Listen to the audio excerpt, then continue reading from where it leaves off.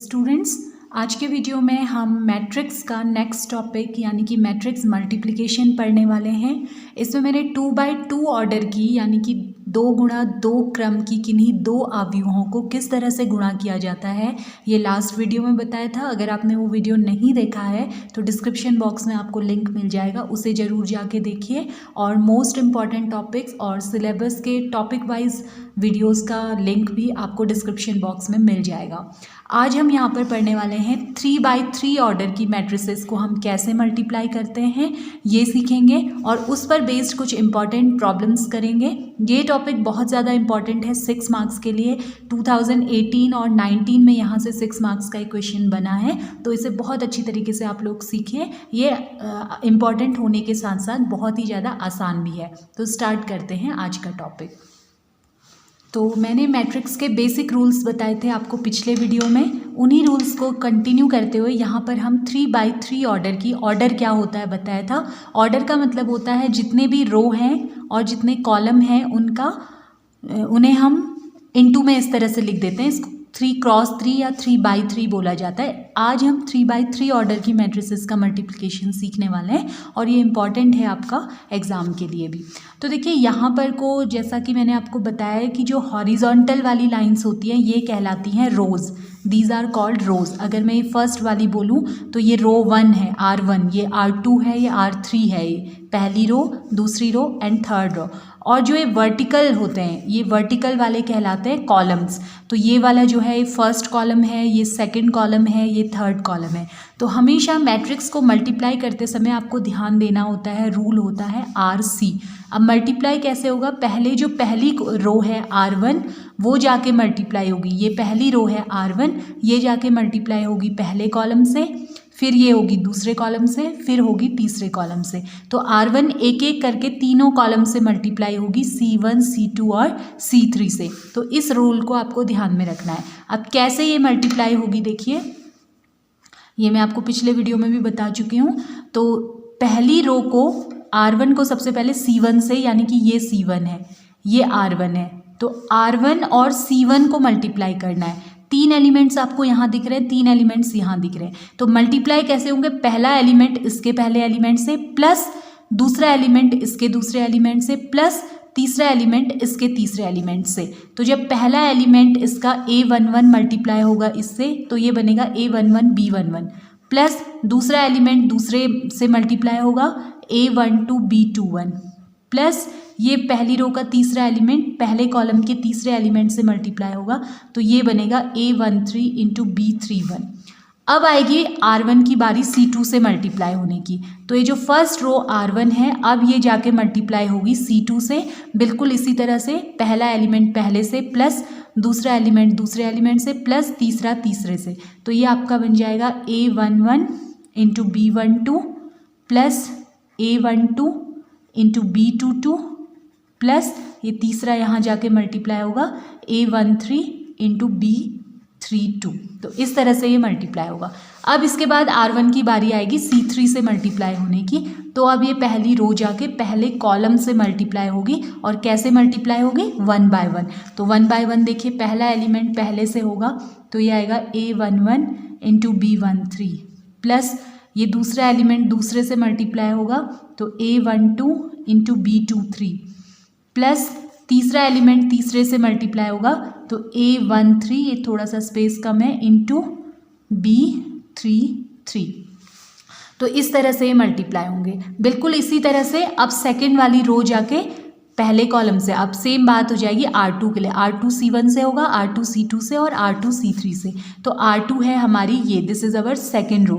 तो अब second row जाके पहले कॉलम से मल्टीप्लाई होगी तो पहला एलिमेंट पहले से मल्टीप्लाई होगा A21 इंटू B11 प्लस दूसरा एलिमेंट दूसरे से मल्टीप्लाई होगा A22 इंटू B22 प्लस तीसरा एलिमेंट तीसरे से मल्टीप्लाई होगा A23 इंटू B31। अब R2 की बारी आएगी C2 से मल्टीप्लाई होने की।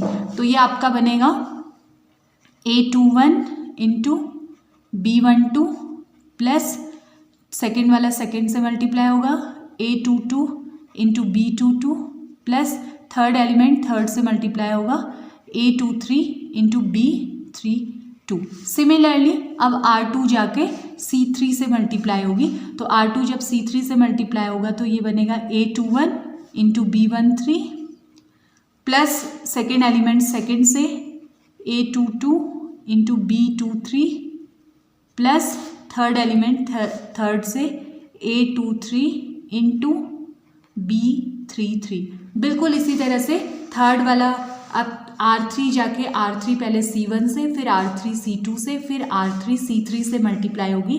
तो हमारे एलिमेंट्स इस तरह से आ जाएंगे A31 B11 plus A32 B21 plus A33 B31। ये हो गया R1 और C1 का मल्टीप्लिकेशन। अब R1 और C2 का मल्टीप्लिकेशन करेंगे तो A31 B22 plus A32 B22 plus A33 into B32 और आखिर में R3 को C3 से मल्टीप्लाई करेंगे तो ये आपका बनेगा A31 into B13 plus A32 into B23 plus third वाला थर्ड से A33 इंटू B33। तो इस तरह से मैट्रिक्स का मल्टीप्लिकेशन होता है। तो ये तो हमने जनरल कोई दो मैट्रिक्स लेके उनको मल्टीप्लाई कर लिया। इसी को अगर आप एग्जाम्पल के थ्रू समझेंगे तो आपको बहुत आसानी से समझ आ जाएगा। तो पहले देखते हैं एक एग्जाम्पल मल्टीप्लिकेशन पर और फिर जो क्वेश्चन एग्जाम में पूछा जा रहा है उसे हम आगे देखते हैं। तो देखिए ये क्वेश्चन आपको अपनी स्क्रीन पर दिख रहा होगा जिसको हमें दो मैट्रिक्स गिवन है A और B और हमें A इंटू B यानी कि दोनों का मल्टीप्लिकेशन फाइंड करना है। तो यहाँ पर मैं A और B की वैल्यू रख लेती हूँ।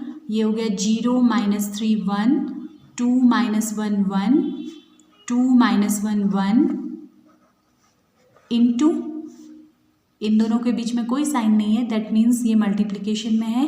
B हो गया 0 -1 1 0 1 -1 0 3 -3। तो आपको इन्हें मल्टीप्लाई करना है। तो कैसे करना है, सबसे पहले हम फर्स्ट रो को ले लेंगे। ये हमारी फर्स्ट रो है तो इसे हम अपने फर्स्ट कॉलम से मल्टीप्लाई करेंगे। तो देखिए यहाँ पर तो 0 होने की वजह से हमारा काम आसान हो गया है।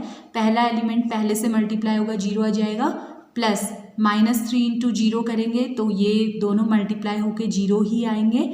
फिर 1 को 0 से मल्टीप्लाई करेंगे तो 0 ही आएंगे। यहाँ पर -3 इंटू 0 करने से वैसे -0 आता और 0 में प्लस या माइनस लिखें उसका कोई मतलब नहीं है। 0 एक न्यूट्रल क्वांटिटी है तो प्लस में भी आप उसको लिख सकते हो, ठीक है। अब उसके बाद R1 जाके दूसरे कॉलम से यानी इससे मल्टीप्लाई होगा। तो इससे मल्टीप्लाई होगा, देखिए क्या होगा फिर 0 इंटू -1 करेंगे 0 प्लस अब -3 इंटू 1 ऑपोजिट साइंस हैं तो माइनस इंटू प्लस हो जाएगा माइनस और 3 इंटू 1 हो जाएगा 3 प्लस अब तीसरा एलिमेंट तीसरे से मल्टीप्लाई होगा तो 1 इंटू 3 आपका आ जाएगा 3। अब इसके बाद R1 को किससे मल्टीप्लाई करना है, C3 से। तो C3 से करेंगे तो पहला एलिमेंट पहले से मल्टीप्लाई होगा 0 इंटू 1 0, -3 को -1 से करेंगे तो माइनस माइनस हो जाएगा प्लस, 3 इंटू 1 हो जाएगा 3 और 1 इंटू -3 हो जाएगा, प्लस माइनस है तो माइनस हो गया, 1 इंटू 3 है 3। ओके, अब बिल्कुल इसी तरह से R2 को लेंगे तो R2 सबसे पहले C1 से मल्टीप्लाई होगा, फिर R2 C2 से मल्टीप्लाई होगा, फिर R2 C3 से मल्टीप्लाई होगा। तो जब R2 C1 से मल्टीप्लाई होगा तो पहला एलिमेंट पहले से 0 ही आएगा, प्लस -1 इंटू 0 करने से 0 ही आ जाएगा, प्लस 1 इंटू 0 करने से 0 ही आ जाएगा। इसी तरह से अब सेकेंड रो सेकेंड कॉलम से मल्टीप्लाई होगी तो 2 इंटू -1 -2 बन जाएगा, प्लस -1 इंटू 1 दूसरा एलिमेंट दूसरे से होगा तो ये माइनस प्लस माइनस हो गया और 1 इंटू 1 हो गया 1, प्लस यहाँ पर 1 इंटू 3 बन गया आपका 3। सिमिलरली अब R2 जाके C3 से मल्टीप्लाई होगा तो पहला एलिमेंट पहले से यानी 2 इंटू 1 बन गया 2, प्लस दूसरा एलिमेंट दूसरे से करेंगे तो माइनस माइनस प्लस हो गया, 1 इंटू 1 हो गया 1। यहाँ पे ब्रैकेट लगाने की ज़रूरत नहीं है, जब माइनस आता है तब आपको ब्रैकेट लगाना चाहिए, प्लस 1 इंटू -3 प्लस माइनस हो गया माइनस और 1 इंटू 3 हो गया 3। अब आई बारी R3 की, तो अब R3 जाके पहले C1 से मल्टीप्लाई होगा, फिर C2 से, फिर C3 से। तो R1 जब C1 से मल्टीप्लाई होगा तो पहला एलिमेंट पहले से 0, प्लस -1 इंटू 0 हो गया 0, प्लस 1 इंटू 0 हो गया 0।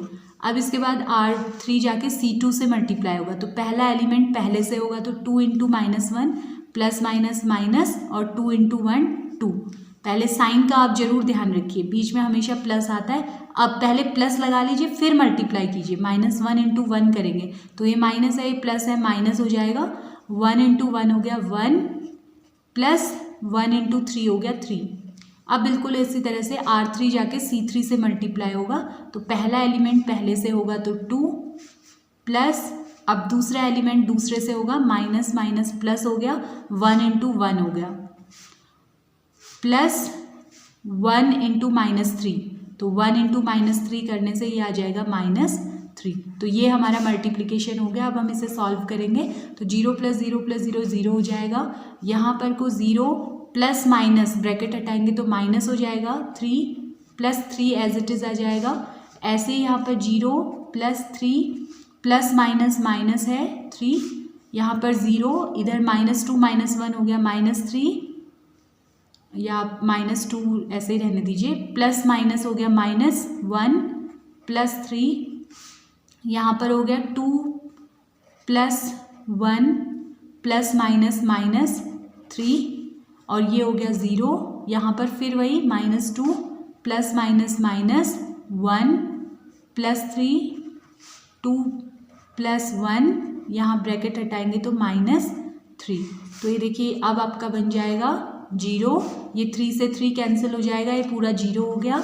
यहाँ भी 3 से 3 कैंसिल हो जाएगा, 0, ये 0, यहाँ पर -2 -1 करेंगे, सेम साइन है, ऐड हो जाएंगे तो -3 बनेगा, वो -3 और ये +3 फिर से हो जाएगा 0, या आप ऐसा भी समझ सकते हैं 3 - 1 2 हो गया, 2 - 2 0, तो ये भी सब कैंसिल आउट हो गए, 0 बन गया। सिमिलरली 2 + 1 3, 3 में से 3 गया 0, और ऐसे ही लास्ट वाली रो में भी ये पूरा बन जाएगा 0। तो ये आपका आ गया, सारे एलिमेंट 0 आ रहे हैं, आप इसे 0 मैट्रिक्स के फॉर्म में ऐसे एक बड़ा सा 0 या O बना के दिखा सकते हैं। तो A इंटू B अभी आ गया हमारा 0। तो इस तरह से 2 मैट्रिसेस को मल्टीप्लाई किया जाता है।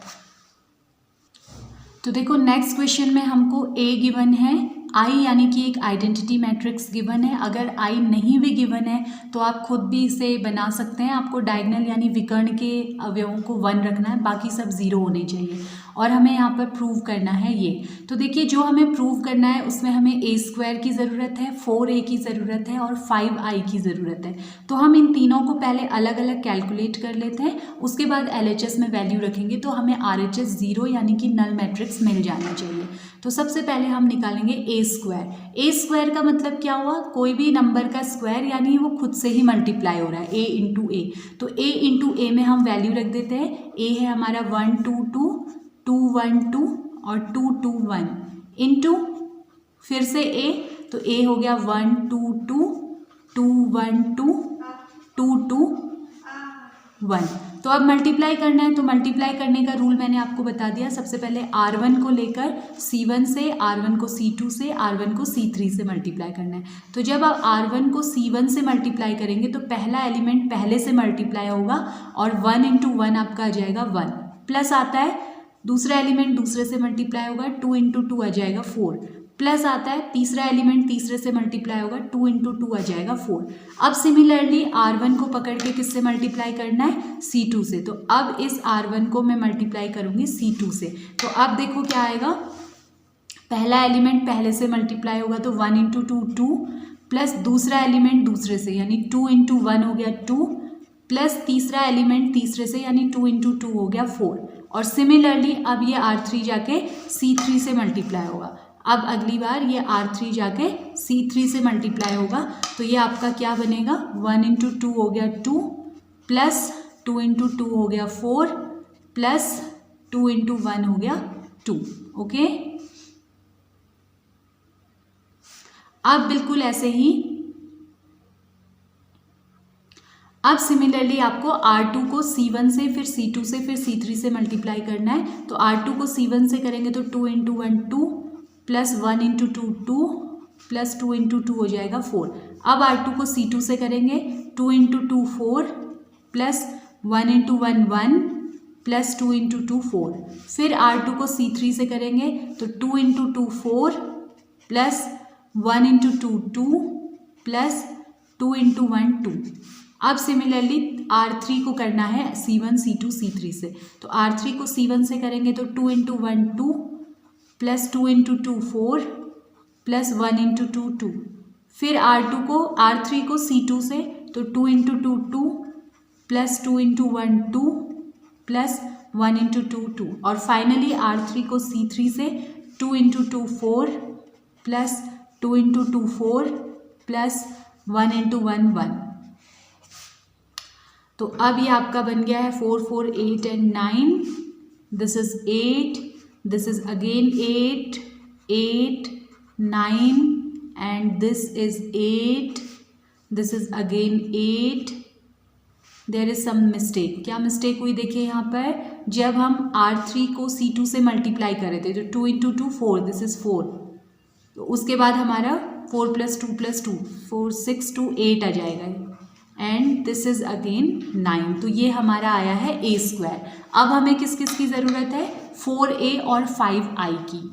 तो देखिए 4a भी हम निकाल लेते हैं, 4a। तो 4a का मतलब है 4 इंटू a यानी कि 1 2 2 2 1 2 2 2 1। तो इसे जब हम मैट्रिक्स में जब किसी कांस्टेंट को किसी मैट्रिक्स से मल्टीप्लाई किया जाता है तो वो अंदर जाके सारे ही एलिमेंट से मल्टीप्लाई होता है। ये 4 इन सब से जाकर मल्टीप्लाई होगा, जबकि डिटर्मिनेंट में क्या होता था, ये किसी एक रो या एक ही कॉलम से मल्टीप्लाई होता था। तो इस सभी से 4 मल्टीप्लाई हो जाएगा। तो ये आपका 4 इंटू 1 4 4 2 ज़ा 8 4 2 ज़ा 8। इसी तरह से यहाँ पे 8 4 8 8 8 4 ये बन जाएगा, ठीक है 4a। अब आई बारी 5i की। तो 5i जब हम निकालेंगे तो इसका मतलब है 5 इंटू आई यानी कि 1 0 0 0 1 0 0 0 1। तो यहाँ पर भी 5 अंदर जाके सबसे मल्टीप्लाई होगा, तो ये बनेगा 5 0 से मल्टीप्लाई करके 0 ही आएगा, और जहाँ जहाँ पर 1 आ रहा था वहाँ पर 5 आ जाएगा। तो ये हमारा आ गए हैं तीनों टर्म्स। अब हम इसका LHS लेकर यहाँ पर इन तीनों की वैल्यू पुट कर देंगे। तो देखिए ये LHS लेकर मैंने पिछले पेज में a स्क्वायर और 4a और 5i की जो वैल्यू निकाली थी वो यहाँ पर पुट कर दी है। अब हमें यहाँ पर सिंपल सब्ट्रैक्शन करना है। तो सब्ट्रैक्शन मैंने बताया था कि कॉरेस्पॉन्डिंग एलिमेंट्स का होता है, पहली जगह पर जो एलिमेंट्स हैं वो सब अपना प्लस या माइनस हो जाएंगे। तो ये 9 माइनस था, बीच में -4, फिर माइनस था -5। सिमिलरली सेकेंड वाले एलिमेंट्स, तो ये हमारा आ जाएगा 8 -8 -0।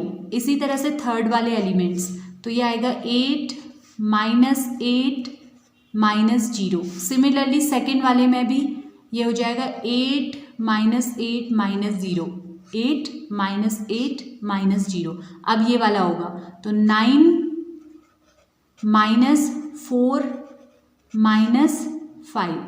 और सिमिलरली थर्ड वाला 8 -8 -0। और ऐसे ही लास्ट वाले में भी देखिए 8 -8 -0 8 -8 -0 9 -4 -5। तो ये सिंपल सब्ट्रैक्शन होता है। तो यहाँ पर आपका बन जाएगा 9 -4 5 5 -5 0। इसी तरह से 8 -8 0 हो गया, 8 -8 0, यहाँ पर भी 8 -8 0, 9 -4 5 5 -5 0, ये फिर से 0, ये भी 0 बन गया, ये भी 0, और यहाँ पर भी 9 -4 5 5 -5 0। तो यही आपका प्रूव करना था equals to 0 equal to RHS। तो आप देख रहे होंगे कि अगर आपको मैट्रिक्स का मल्टीप्लिकेशन आता है तो ये 6 मार्क्स का क्वेश्चन बड़ा ही आसान है। एग्जाम में आप इसे जल्दी भी कर सकते हैं और गलत होने की भी गुंजाइश नहीं है, क्योंकि इसमें प्रूफ दैट वाले क्वेश्चन ही ज़्यादातर आते हैं। LHS और RHS आपको गिवन है। तो इसके साथ ही अब आपको स्क्रीन में क्वेश्चंस दिखेंगे जो कि एग्ज़ाम में पूछे गए हैं 2019 में और 2018 में। आप इन क्वेश्चंस को सॉल्व कीजिए, आंसर मुझे कमेंट बॉक्स में लिखिए। मैं प्रूफ दैट नहीं दे रही हूँ, सॉल्व करके दे रही हूँ ताकि आप मुझे सही आंसर कमेंट बॉक्स में लिख सकें। नेक्स्ट वीडियो में जो कल का वीडियो होगा वो होगा किसी मैट्रिक्स का एडजॉइंट फाइंड करना, जो बहुत ही इंपॉर्टेंट वीडियो है और यहाँ से आपका 10 मार्क्स का क्वेश्चन आने की 99% प्रोबेबिलिटी है। तो इसको बहुत ध्यान से आपको कल का वीडियो देखना है। तब तक इसे ज़रूर प्रैक्टिस कर लीजिए, ये आएगा तभी आप उस वीडियो को सीख सकते हैं। तो मिलेंगे नेक्स्ट वीडियो में। Thanks for watching the video.